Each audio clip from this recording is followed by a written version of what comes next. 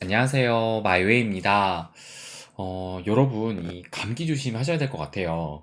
또 저희 둘째 딸이 지난 연휴 동안에 너무 신나게 놀아서인지 지금 감기에 걸려가지고 또 열이 또 많이 나더라고요. 그래서 어제도 그렇고 또 오늘까지 지금 어린이집을 못 가고 있는 상황입니다. 그래서 제가 또 좀 놀아주고 해야 되는데 또 아빠는 또 이 뭐 영상을 만든다고 이렇게 잘 놀아주지도 못해가지고 또 안쓰러운 마음도 참 좀 큰 것 같아요. 그래서 아무튼 여러분도 좀 감기 조심하시고 그러면 또 오늘의 이야기를 말씀을 드려보면 보시는 것처럼 이 암호화폐 시장이 또 전체적으로 붉은색을 보이면서 또 약세로 보이는 듯 하지만 이 하락률은 뭐 그렇게 크지는 않고 어제와 큰 변화는 뭐 없다고 볼 수도 있을 것 같아요. 그런데 유독 지금 눈에 띄는 것이 바로 이 XRP입니다. 그래서 어제보다 그 상승세를 조금 더 이어가면서 지금 현재는 거의 6%에 가까운 이런 상승을 보이고 있고, 그래서 또 오늘도 이 XRP에 대한 또 저의 생각과 또 현재의 이 흐름을 한번 짚어보도록 하겠습니다. 그럼 그러기에 앞서서 또 이 장을 한번 살펴보고 갈게요. 그러면 어제 이 미 증시를 보시면 어제 같은 경우 이 상승한 종목보다 하락한 종목, 이 빨간색들이 조금 더 많이 보이고 있다는 것을 알 수가 있어요. 그럼에도 또 여전히 이 빅테크의 기술주들이 그나마 선방을 하면서 또 비교적 또 큰 상승이 나오고 있습니다. 그래서 엔비디아 같은 경우는 이제 400달러 선까지도 돌파를 했고, 장중 한때는 이것을 좀 보여드리면 보시는 것처럼 이 엔비디아가 시총 1조 달러를 돌파를 했다고 이렇게 기사가 나왔는데, 그런데 이게 장중에 1조 달러를 돌파를 했지 지금은 다시 좀 빠지고 말았어요. 그래서 아무튼 지금 현재 이 1조 달러를 찍은 기업이 지금까지 총 7개의 기업이 있는데 그 중에서 반도체 기업으로는 최초라고 합니다. 그래서 어제 제가 이것을 공유했을 때만 해도 보시는 것처럼 엔비디아가 1조 달러를 돌파를 했었고, 이 비트코인 같은 경우는 지금 대략적으로 한 5,300억 달러니까 비트코인의 거의 2배의 시총을 지금 엔비디아가 보이고 있다는 겁니다. 그래서 비트코인 같은 경우도 한창 그 불장일 때 2021년 그 11월 한창 불장일 때만 해도 1조 달러가 넘었었는데 지금은 뭐 거의 반토막이 난 상황이에요. 그래서 아무튼 이 엔비디아가 정말 이 무서운 상승세를 보이고 있다는 것을 알 수가 있고, 또 이 히트맵을 다시 보시면 테슬라도 어제 하루 동안 무려 4%나 상승을 하면서 다시 200달러 선을 돌파를 했습니다. 그래서 이 전체적인 지수를 보시게 되면 보시는 것처럼 다우존스는 아주 소폭의 하락을 했고, S&P 500 같은 경우는 0%로 정말 딱 제자리를 걸었어요. 그리고 나스닥 같은 경우가 그나마 이 빅테크의 기술주들이 좀 선방을 하면서 0.32% 상승을 했습니다. 그런데 그에 반해 이 유럽 증시는 주요국 대부분이 이렇게 좀 하락을 했고, 그리고 이 빅스 공포지수도 0%로 마찬가지로 17포인트 제자리 걸음을 했다라는 것을 알 수가 있어요. 그런데 여러분도 기억을 하시겠지만 이 부채한도 협상이 지난 주말 동안에 또 나왔던 거예요. 그래서 이 부채한도 협상이 극적으로 타결되는 그런 모습을 보이고 난 이후 처음 개장을 한 것인데, 보시는 것처럼 이 부채한도 협상 타결에도 미 증시는 혼조세로 끝났습니다. 그러니까 이 부채한도 협상 타결에 대한 미 증시에서 상승 랠리는 나타나지 않았다고 볼 수가 있어요. 그렇다면 왜 그랬을까? 그 이유를 제가 생각하기엔 한 두 가지로 볼 수가 있을 것 같은데, 첫 번째는 이것을 보여드리면 일단 이 부채한도 합의가 말 그대로 이 민주당과 공화당이 의견 조율을 했다는 것이지 아직 이 의회의 통과는 되지 않은 상황입니다. 그래서 지금 뭐 공화당 쪽의 강경파가 여기 보시는 것처럼 이번 합의안에 반대할 수 있다라고 지금 으름장을 놓고 있는 상황이에요. 그러니까 공화당 쪽에서는 이번 협상이 너무 민주당 쪽으로 좀 기울었다라고 생각을 하고 있는 것 같아요. 그러다 보니까 또 요 기사를 보시게 되면 블룸버그에서 공화당의 일부 강경파가 이 부채 협상 테이블에서 메카시를 축출을 추진하겠다라고, 그러니까는 끌어내리겠다라고 이런 움직임도 보이고 있다라고 합니다. 그러니까 아직 이 부채 한도 협상이 완전히 마무리가 되지 않은 상황이기 때문에 그에 따라서 이 미 증시는 뭐 크게 반응을 안 할 수도 있다라고 생각이 듭니다. 그리고 또 다른 이유 하나는 오히려 저는 여기에 좀 더 부합하지 않을까 생각을 하는데, 이 차트를 좀 보여드리면 이게 지금 S&P 500의 월봉 차트를 보여주고 있는 거예요. 그런데 이 부채 한도 협상이 대략적으로 한 달 전부터 지금까지 이제 끌고 온 건데, 그런데 그런 불안함에도 불구하고 이 시장은 하락을 하지 않고 오히려 상승을 했다는 것을 알 수가 있어요.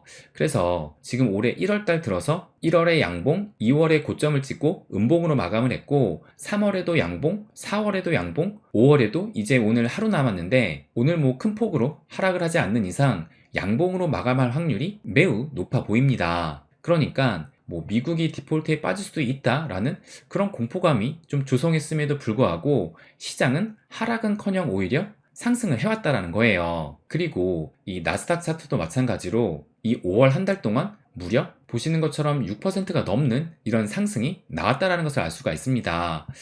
그래서 나스닥 역시 1월에도 양봉 마감, 2월에도 고점을 찍고 음봉으로 마감을 했지만, 그 이후로 3월에도 양봉 마감, 4월에도 양봉 마감, 5월에도 양봉 마감이 될 가능성은 매우 높아 보인다는 것을 알 수가 있습니다. 그러니까 시장은 이 미국이 디폴트에 빠질 수도 있다라는 이런 우려에도 불구하고 오히려 상승을 해왔기 때문에 막상 의회에 통과가 되더라도 큰 상승을 기대하기는 좀 어렵지 않을까라는 그런 생각이 좀 들어요.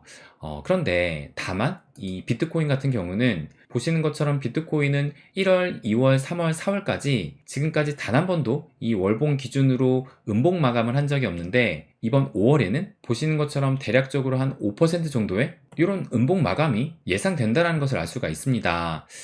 그래서 이 비트코인 같은 경우는 만약에 이 의회에서 승인이 났다라는 그런 소식이 들려온다면 어느 정도 상승을 좀 기대할 수도 있지 않을까라는 그런 생각도 좀 들기는 해요. 그래서 어쨌든 지금 뭐 보시는 것처럼 이런 월봉만 봐도 작년에 이런 하락세에서 올해는 이렇게 상승 전환을 했다라는 것을 이 S&P 500과 나스닥을 통해서도 알 수 있고, 마찬가지로 이 비트코인을 통해서도 올해는 상승 추세로 전환이 되었다는 것을 다시 한번 또 느낄 수가 있습니다. 그렇다면 이런 것은 이 알트코인에도 영향이 미칠 텐데, 그 중에서 가장 먼저 좀 움직임을 보이는 것이 바로 이 XRP입니다. 그래서 이 XRP 좀 차트를 보게 되면 오늘 아침에 대략적으로 한 6시 이후로 704원까지 이렇게 터치를 했다가 그 이후로 좀 이렇게 빠졌다가 지금은 다시 이렇게 700원의 문을 좀 두드리고 있는 상황입니다. 그렇다면 리플이 지금 며칠 전부터 계속 오르고 있는데 과연 왜 오를까 생각을 한다면 아무래도 이 소송에 대한 기대감이 가장 크지 않을까라는 좀 생각이 들어요. 그래서 이것도 얼마 전에 나온 소식인데, 친 리플 미 변호사, 지금 요거는 제레미 호건을 말하고 있는데, 이 제레미 호건이 이 리플과 SEC의 소송이 판사 성향상 7월 중순에는 결론이 날 전망이다 라고 이렇게 또 언급을 했습니다. 그래서 그 이유가 뭐냐면 이 담당 판사인 아날리사 토레스가 약 9주의 간격을 두고 주요한 판결을 내리는 패턴이 있었다라고 하면서, 그러면서 지금 마지막이 5월 16일에 있었고 이제 주요 판결이 약식 판결밖에 남지 않았다라는 것을 감안을 하면 5월 16일에서 9주를 더한 한 7월 중순경에 마무리될 것으로 예상이 된다라고 이렇게 전망을 한 겁니다. 그러니까 지금 뭐 3월달 이후로 해가지고 뭐 계속 이제 곧 판결이 나온다라는 말들이 지속적으로 나왔는데, 이제는 7월 중순이니까 뭐 내일이면 또 6월이니까 정말 한 달, 늦어도 2달 안에는 결론이 날 거다라는 그런 기대감이 더 커지고 있다라고 생각이 듭니다. 거기에다가 또 이 소식을 보시면 이것도 최근에 나온 기사인데, 이 XRP 고래들이 지난 3주 동안에 2290만 달러 상당의 XRP를 매집했다라는 이런 기사가 또 나오기도 했어요. 그래서 2290만 달러면 우리나라 돈으로 약 300억 원이 넘는 금액이고, 이 XRP 개수로 하게 되면 5200만 개 XRP를 매집을 했다라는 겁니다.